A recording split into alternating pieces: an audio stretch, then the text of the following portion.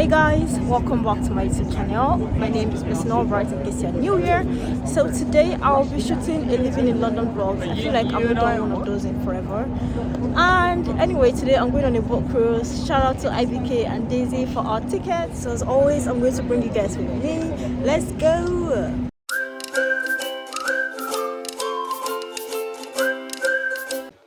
Hey guys, so this is the dock, which is where the boats take off. We're just trying to make our way in so that we can go onto our boat. So this particular dock is called the London Pier. It was sort of the closest one to us. There are like several across London that you can choose to use, but we chose this one because it was quite close to us and we can take off from here to other docks.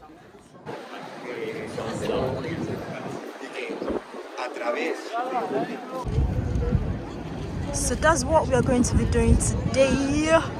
We're going to be on one of those boats. So excited. Hey guys, so we just got to London Pier and we're trying to sort out our tickets. I'll see you guys in a bit. So there are different boats that take off at different times. So you can see people in various sections waiting to queue for their own boat.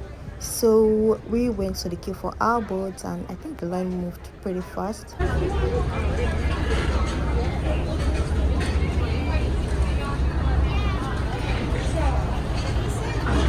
Hi again guys. So we are on the boat now and we're currently loading and waiting for takeoff. But this is my view right now. Yay! Hi Tower Bridge.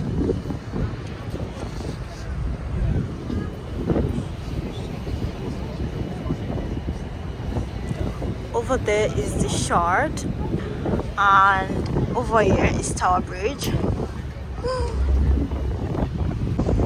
Hopefully I don't get seasick, but this should be a fun ride. Afternoon. Cool, some of you are a bit loud. Can you be quiet, please? No, I'm only joking. Right, a quick show of hands. Anyone like option A, an automated commentary? Just me. Yeah, I'll see you at Westminster, guys. I'll give you option B. Anyone for a live commentary? 94.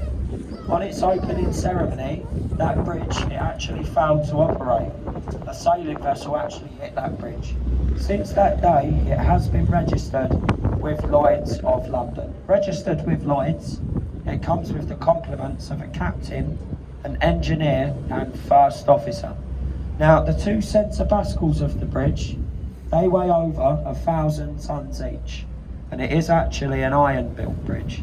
But in its time, the tower, it has been a palace, a fortress, a prison, a mince, a menagerie.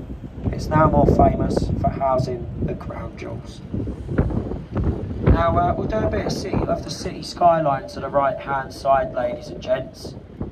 You've got a pointy building up there, that's called the Scalpel. The one with a diamond frontage, that's the cheese grater. The big one behind that, that's 22 Leadenhall Street. And then the one that looks like a beer pump, that's the walkie-talkie. Now the walkie-talkie, it does have a sky garden. A sky garden bar and viewing platform. It is completely free to go up there, but you do have to book online. The last time I checked, it was booked up for about 2 months solid, so maybe you'll have better luck than me, ladies and gents. But as I say, it's completely free to go up there, as opposed to the Shard on the left-hand side, London's tallest building, which stands just over 1,000 feet tall. The Shard, it does consist of offices, apartments, restaurants. There's a 5-star Shangri-La hotel, a swimming pool on the 55th floor, and observation platforms on the 68th, the 69th and the 72nd. Back to the right-hand side. Behind the trees, you've got this grey building with the clock face and 6 black chimneys on top of it. This is Waterguard House. It's home to Her Majesty's Customs and Excise. Any illegal contraband that seized at the border being smuggled into this country it does find its way to the basement of that building where it's supposed to be incinerated. Now, beneath the bridge on the right hand side, you'll see a little green door with some windows. That little green door and the windows. That is a luxury 5-star health and fitness spa, okay? A luxury 5-star spa. Now, what the architects failed to consider was, every 5 minutes, you've got a boat like this going past. You've got someone like me pointing that out. Some days, the views are better than others. Some days, we turn the boat around, we go and have another look. Rubbish into those containers, a tug comes to pick that barge up, then we ship that rubbish off to a place called Essex. I don't know if you've heard of it, Essex, but that's where we get rid of all of our rubbish from London, and then they reward us with the worst television you've ever seen in your life by that crap known as Tower. The next bridge, the Southwark Road Bridge. Have a look up there. This is one of the most underused bridges here in London. They say the approach roads for this bridge, they're so well hidden in the back streets of London that not many Londoners know this bridge exists. If you do see anyone up there, give them a nice big wave, because they're more than likely lost. Would you like any directions, matey? He's on Google Maps on his phone, ladies and gents, so tell me. Anyway, to the right-hand side, there's a great building with 4 stone columns, Vinters Place, home to the Vinters Company. In that building, they have one of the most undesirable jobs in all of the world. That is testing all the wines and spirits that go on sale in restaurants in this country. It's a really undesirable job. I don't know who'd want to work there. I've heard there's a 10-year waiting list to get your CV looked at. Sounds like a bit of a dream job to me, ladies and gents. Now, back to our left-hand side, you've got a small circular white building with timber frames and a thatched roof. That's a replica of Shakespeare's Globe and Playhouse Theatre. It's the only building in London to have a thatched roof since the Great Fire. You can see all Shakespearean plays, they're acted out in period dress throughout the summer months of the year. Now the next bridge, ladies and gents, this is the Millennium Footbridge, more commonly known as the Wibbly Wobbly. On its opening ceremony, this bridge, it rocked and swayed so violently, people fell over. People were sick. On the people that fell over, it got shut down to add some stabilisation to it. Now to the right hand side, you've got the magnificent dome of St Paul's Cathedral. So Christopher Wren's masterpiece, completed in 1710, took 35 years to be built. It's the second largest unsupported cathedral dome in the world.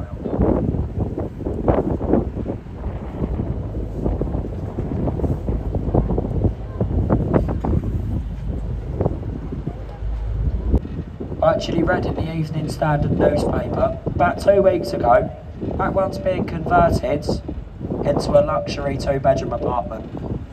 Minimum bids are starting at £750,000. Staying to the right, there's a little a grey archway here, Temple Gate and Arch. That's a boundary marker for 2 cities. We're now leaving the City of London. The other boundary point for that was Tower Bridge. We're now entering the city of Westminster. Staying to the right hand side, if you look on the river wall, you'll see some green lions' heads with rings in their mouths. They are an old flood defence system, those lions' heads. When the river level used to be approaching those lions' heads back in the days, they knew that London was at risk of flooding. To remember that, they had a few rhymes. They go like this: when the lions are drinking, London is sinking. When the river goes up to the lion's manes, London is going down the drain. Now, I've got a bit of a personalised modern favourite for you.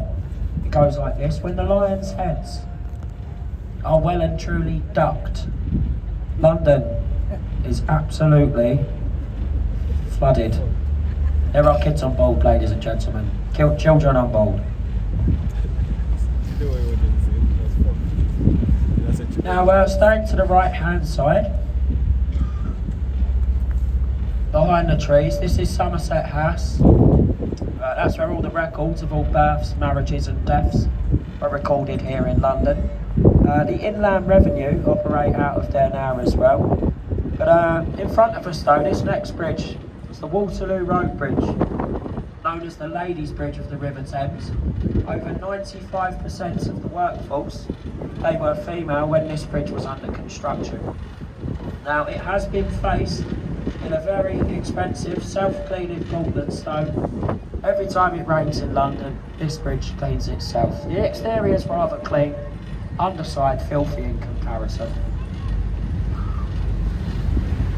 Now to the right hand side, behind the trees, the large white building with the green roof, that's the back entrance to one of London's cheaper bed and breakfasts, known as the Savoy Hotel.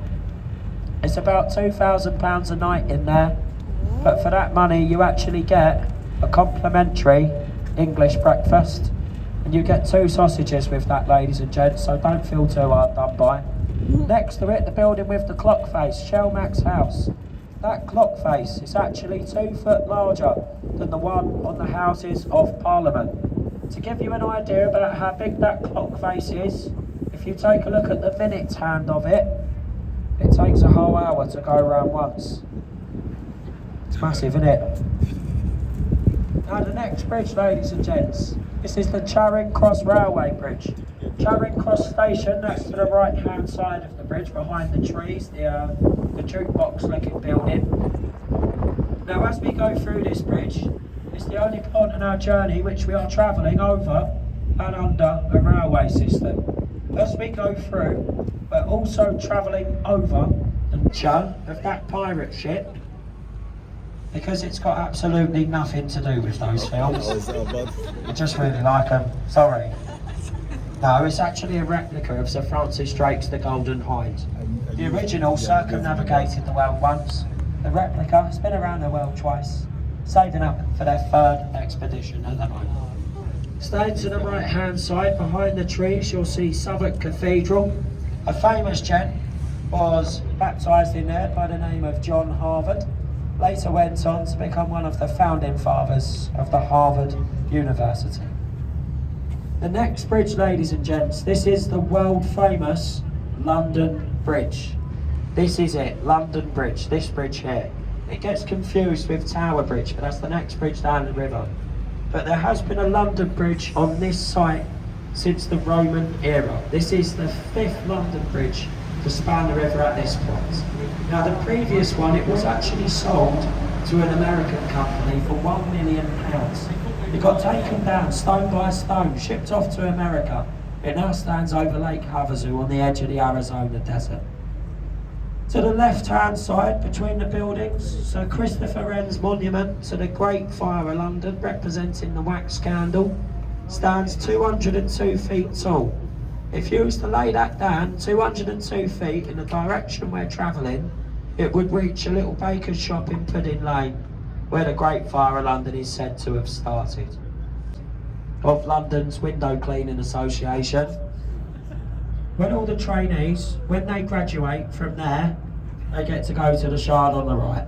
London's tallest building, stands just over 1,000 feet tall. Consists of offices, apartments, restaurants, a 5-star Shangri-La hotel, swimming pools on the 55th floor. There's an observation platform on the 68th. We have a large construction site. This is the London area. London's building a super sewer. A £4.2 billion super sewer, the Thames Tideway Tunnel project. Now, London's sewage system, it is outdated. It was designed in the Victoria in its first week as a pub, then it did as an art gallery for an entire year. I think that says a few things about what type of artists we have here in London. I can't get into that. Give all the artists a wave, ladies and gents, give them a wave. Hello, artists. To the left, London's ugliest tourist attraction, the London Eyesore. The giant Ferris wheel. It goes round. That's about it.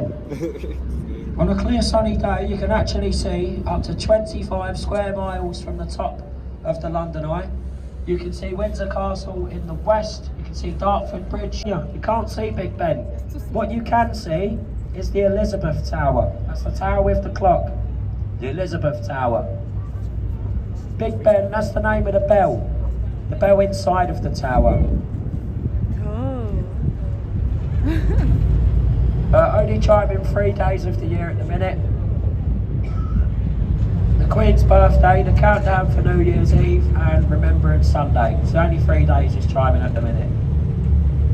So our next stop is Westminster, ladies and gents. After that we'll head to Waterloo, then back down to the Tower, where this boat will be going out of service, back down to the Tower. If you are leaving us here at Westminster, I recommend you stay seated just for a moment, or hold on to something just while we put the boat into the pier, just in case we have a bump. We won't. Mind your steps, guys, please. Mind your steps.